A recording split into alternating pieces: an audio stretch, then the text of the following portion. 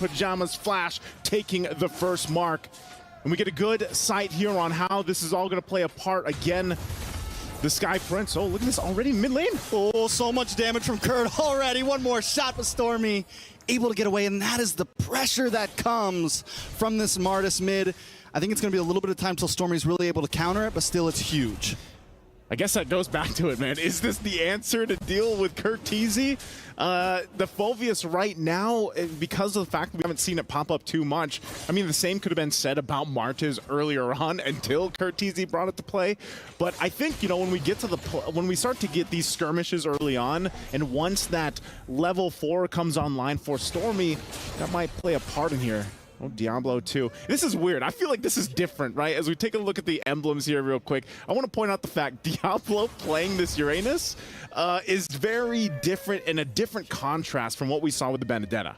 Yeah, I mean, it's definitely a much slower pace, but they have so much damage. Here comes Curteezy, rotating up to the top side, putting damage onto the Sky Prince himself. I really love this pick from Hades. The Amon pick and big burst, first blood, over to NIP Flash. Hades gonna put that one into his pocket. I think the Amon pick is great as well. It's a beautiful answer to the Phoveus. No dash assassin, but still big damage. Yeah, talk about already building up this early advantage on a pick like Amon.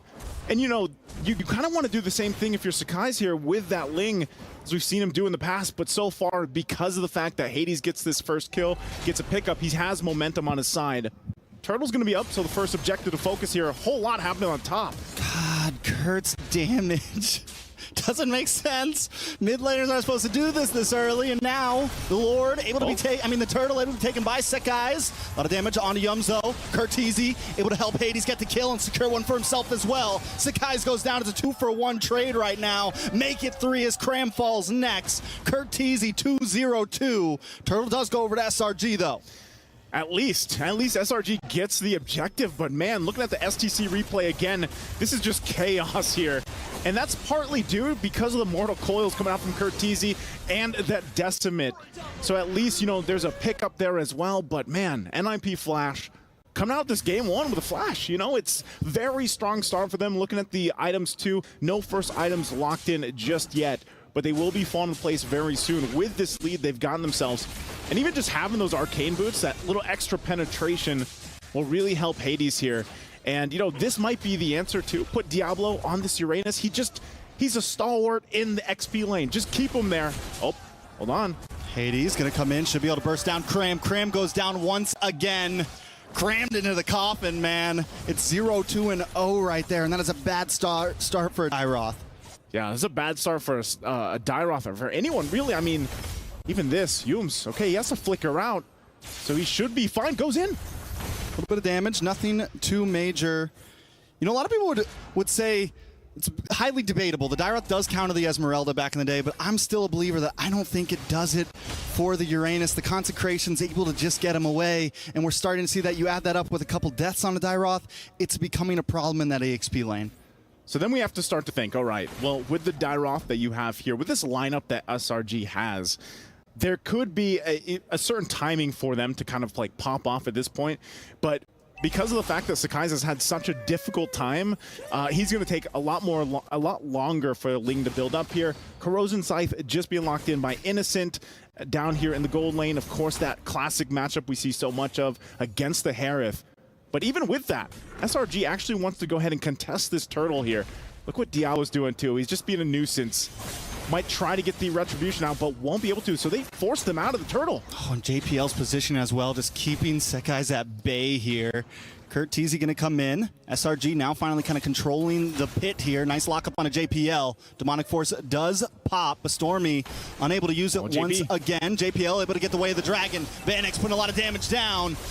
Cram able to just get away. Zamon's Force does drop. Yums first to fall in the fight there. Innocent now going to get involved, able to get the spear against Diablo. Pin him against the wall, but Diablo pops concentration, gets away. Turtle goes over to NIP Flash. Spear Destruction does not connect. Curteezy goes down. Stormy able to pick it up, looking for another target. Sekai's there as well. A double kill for Stormy. It's 2-0. Turtle over to NIP, 6-3. Hey, that might be the answer, man. Give some kills to Stormy. Let him pop off on this Phoveus pick.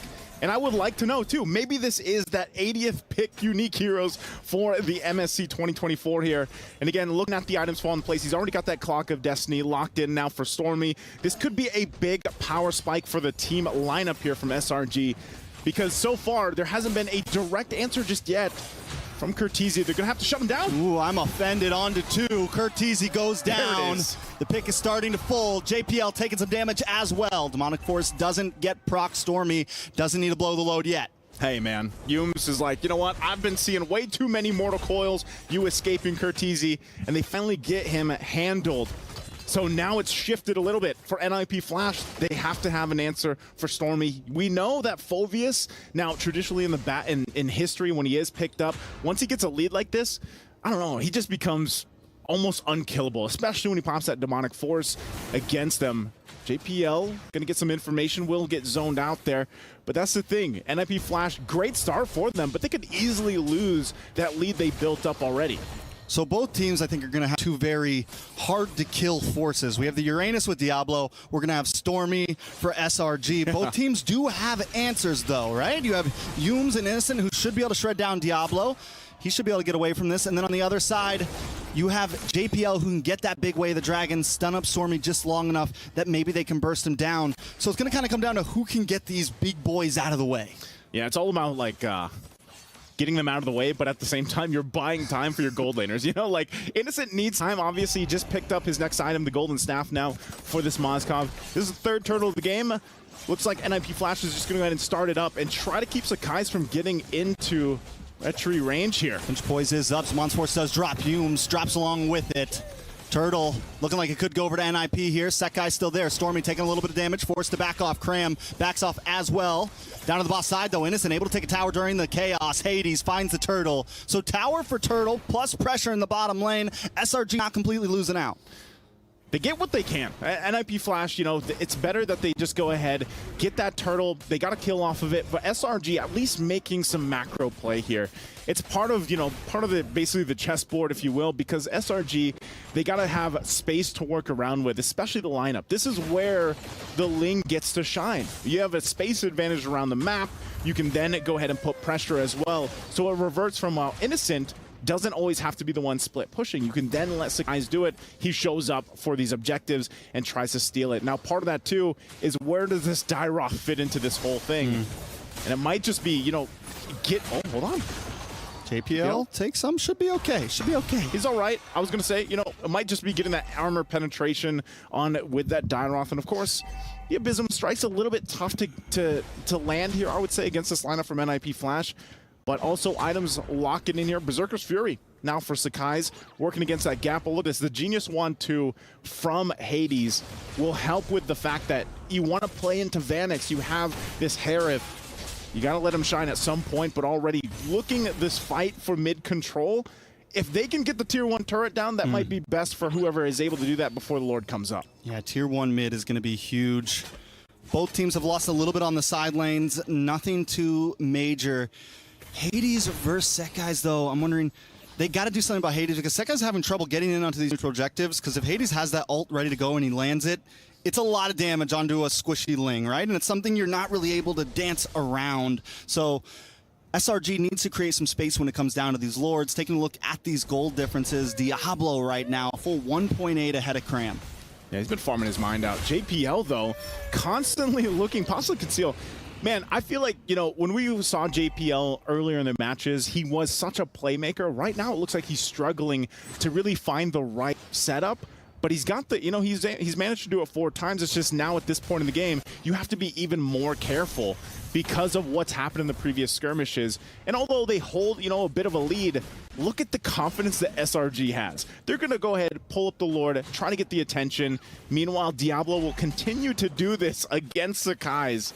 So the information is already there, trying to get this retribution out. Oh, he's actually quite low, too. Ooh. This is dicey. Sakai's trying to come in. Oh. Turtle does go over to SRG. Stormy finds Hades along with the Bakram. Able to answer, find one on a JPL. Now Curteezy on the run. Demonic Force drops, and Curteezy drops along with it. Vanix goes down. Stormy with a monster kill. The Sky Prince pulls it off. Even with 25% HP, Diablo messing with him the whole time. He comes in, swoops in like the prince he is. Boom, gets the red tree off and gets the safety. Meanwhile, the rest of the team handles everything. You know, he came in, did his job, and he's out of there. They're handling business. He handling business. Handling business. Pulling like up. To say. Yeah, pulling up like they like to say in Florida, man. You know, that's how they're doing. Lord going to be coming soon now on the bot side. NIP completely lose the lead. 2,000 now over to SRG, and they're going to be pushing hard on this one. Yep, they're going to go ahead and get these tier 2 turrets now. NIP Flash, you know, they started, like I said, with a flash in the beginning. And now they're being kind of stopped here a little bit. Shields are going to pop. They might be able to hold on to this turret here. It looks like they will be able to in the bottom lane. JPL still kind of struggling to find his setup because he kind of is that front guy to be the initiator for this matchup. Also, keep an eye on Hades on his plans there. Oh, JPL wow. Down. JPL Couldn't even cast down. that one. He's just deleted. And, you know, at this point, Hades is just like, you know what, I'll just go ahead and get these buffs. Get what I can, steal it, try to slow down this shift, but oh, this is tough, Hades. Yeah, a lot of damage. Tempest of Blades, right to the face. Takes Hades right out of his place. Hades down, Sekis, and would put another kill down on the board. Man, Sakai's he's tired of it. You know, he dealt with the pressure in the early game, and he's like, I am not having that anymore. Also, too, for Cram, his job has just become be a little tanky, be this tanky Dynaroth, get that debuff, that armor penetration on, and then let the rest of the team shine. Meanwhile, Stormy has not died. He is basically an unkillable, whatever Phoveus is, demonic force guy. He's a demonic force. And how do you deal with him if you're NIP Flash? Because their lineup's pretty squishy. Diablo, look at this. Ooh, a lot of damage on a Diablo. Pops a consecration, but damn, it's too much. The unkillable Diablo, the Demon King himself, taken out by the Sky Prince. I've never seen a Uranus go down that fast. Like, talk about damage burst already with Sakai's here, especially good layering. But for NIP Flash, now that the tables have turned, we're talking about 5,000 gold now in favor of the Giants here. With this momentum that they have, NIP Flash is kind of left to wonder, how do we actually win these team fights? How do we get the advantage in our favor? A Malefic Roar also being picked up by Sakai's will make that even more difficult at this point. JPL's almost at risk. I mean, he's almost... Oh. Ooh, Curtizi pulled in with the Yama Fend, and the burst damage connects over and over, but Curtizi's still able to just get away. Tempest of Blades drops. JPL flickers back. The Bronze Force is there to help out. Trying to dance around Van X, trying, but he still falls. That's one down. SRG, it's all they need to try to move over. But Hades now trying to lock onto Krem here. Gets the ult off. But he lives! And he falls for that one! Sec, guys! Sec, guys! 5, 2, and 4. Krem just stood there because he's like, nah, I'm fine. I have an Athena shield. I'm good, bro. I'm good. And they're going to get the Lord off that too. So SRG, man, talk about a shift completely in momentum from what we saw in the early game here. Again, looking at it, he's got Radiant Armor and Athena Shield. His job literally is just to go in and, like I said, get the debuff and survive as long as you can. Again, a pull. Oh my god, the damage is just too fast. Curtizi falls down. 2 members. Hades just gonna come back onto the Land of Dawn to try to defend the push. But SRG have a Lord coming, so they can just take their time with this. You know, Cram, we thought he was gonna be the burster. Nah, bro. I got a Ling for that. I got a Sky Prince for that. You got Innocent. I got an Innocent for that, bro. Innocent has just had what I like to call the gold lane experience. He just farmed up his entire time. He's online now. He's ready to rock and roll. But, you know, at this point, it's going to be very grim, very difficult for NIP Flash to defend against this. With this kind of power spike in favor of SRG. Look at this. Turret just dismantled quickly. Lord still up. They want to fight. JPL can't even look for the kick because Yums is always there to lock him, but here comes JPL to the backside, trying to get a target, but the Lord already connected onto the base. JPL eliminated. Hades able to find Storm. His Mons Force does drop, but the base is down to 30%, and SRG will take game number 1. And the Red Giants